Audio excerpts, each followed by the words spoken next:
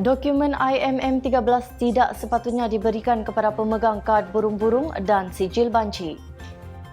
Kopi Bosian, Izo Rita Syajonis Mijol, Mempai Dio Zurut BTTV Surab Diti.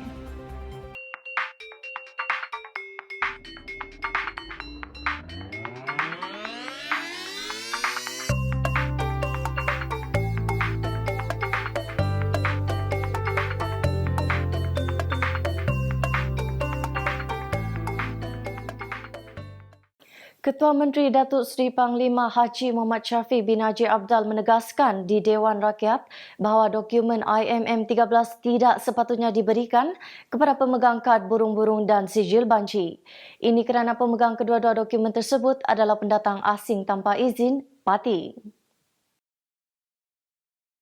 Sehubungan dengan itu, kerajaan perlu menyelesaikan isu warga asing di Sabah, namun langkah yang diambil perlulah memastikan masalah itu berakhir, bukannya cuba menghalalkan sesuatu yang tidak halal.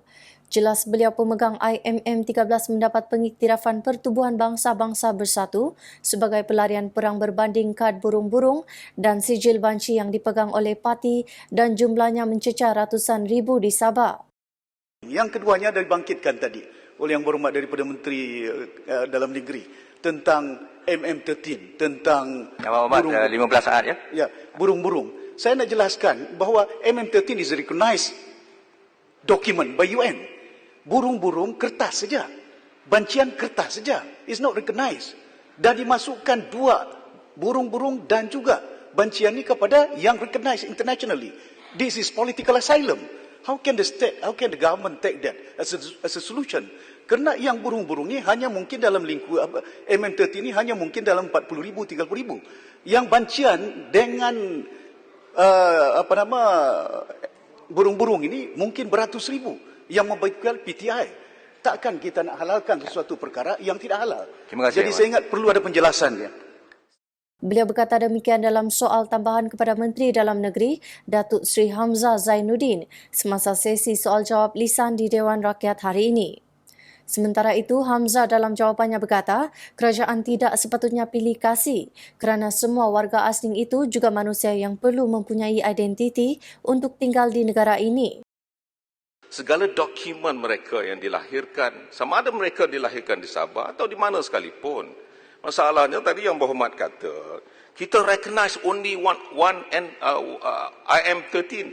Betul lah, kita nak recognize yang satu.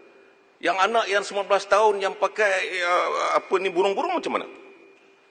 Yang pakai sijil banci macam mana? Janganlah double standard. If you are looking at the human factor, biar saya uruskan supaya kita nak selaraskan semuanya. Akhirnya kita tahu mereka dilahirkan atas sifat ibu bapa yang memegang dokumen mana. Itu yang kita nak selaraskan. Bukan saya nak berikan orang semata-mata. Dalam jawapannya, Hamzah berkata, tidak semestinya setiap warga asing itu diberikan taraf kewarganegaraan kerana Malaysia adalah negara yang berdaulat. Bagaimanapun beliau menganggap semua warga asing itu sebagai rakyat di dunia ini, justru mereka juga manusia walau di manapun berada dan perlu mempunyai identiti. Yang penting kepada kita adalah untuk menentukan supaya anak-anak yang stateless ini, kita tengok. Kalau kita dah tidak boleh beri apa sekalipun kelayakannya, kita akan pastikan mereka sekurang-kurangnya ada identiti untuk mereka hidup dalam negara ini. They are pada saya, they are the citizen of the world. Sama ada mereka di Sabah kan di mana pun, mereka masih lagi manusia. Sebab itu saya nak pastikan segala apa yang dilakukan ini supaya setiap mereka yang ada dalam negara kita ini mempunyai identitinya.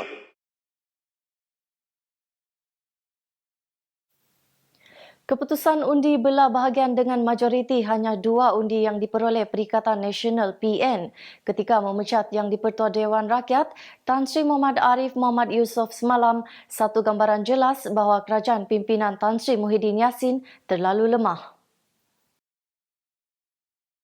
Ketua Menteri Datuk Seri Panglima Haji Muhammad Shafie bin Haji Abdal berkata 111 undi yang diperoleh Perdana Menteri terlalu rendah dan bukannya majoriti mudah, sebaliknya membuktikan kedudukan kerusi ketika ini tergantung. Sehubungan itu, Datuk Seri Muhammad Syafi menjangka bahawa kemungkinan besar pilihan raya mengejut akan diadakan tidak lama lagi dan jika itu berlaku, pembangkang telah bersedia sepenuhnya. Well, you can see that from the process was done yesterday. Well, one may say that it is only a small number. It's not even a simple majority. Simple majority out of 222 is 112. Well, they can argue that they said, well, one of their MPs got warded because of illness. But we can also argue that some of our members were bought by those guys and jumped into the area. So whatever it is, but it's a clear cut that it's a hung parliament. So nobody can claim that they have absolute majority to govern the country.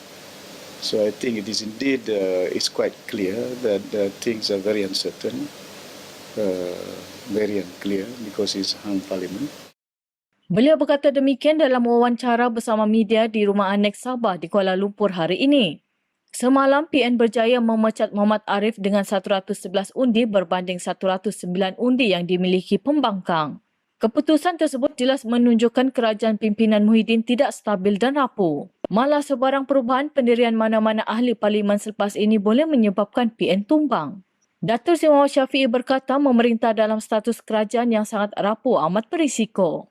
Justeru beliau percaya pilihan raya mengejut kemungkinan diadakan untuk membolehkan rakyat membuat keputusan. Katanya rakyat juga semakin keliru dengan pendirian ahli-ahli politik yang berubah-ubah, justeru pilihan raya ada yang terbaik untuk menyelesaikan kebuntuan tersebut.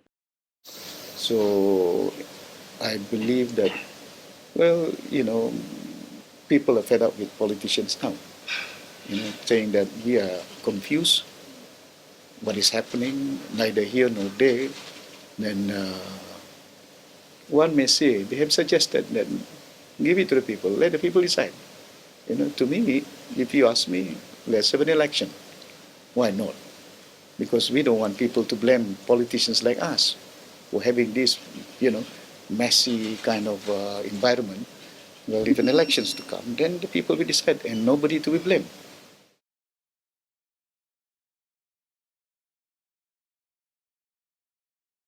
Krisis bekalan air sejak minggu lalu di Labuan boleh dikategorikan berada pada tahap kecemasan. Ahli Parlimen Labuan Datuk Rosman Isli meminta Kementerian Wilayah Persekutuan agar bertindak segera dan menyalurkan peruntukan kecemasan bagi menangani masalah itu dengan lebih berkesan. Katanya krisis air di Labuan amat serius dan ia bukan sahaja menyebabkan kesukaran mendapat bekalan air untuk mandi dan membersihkan diri.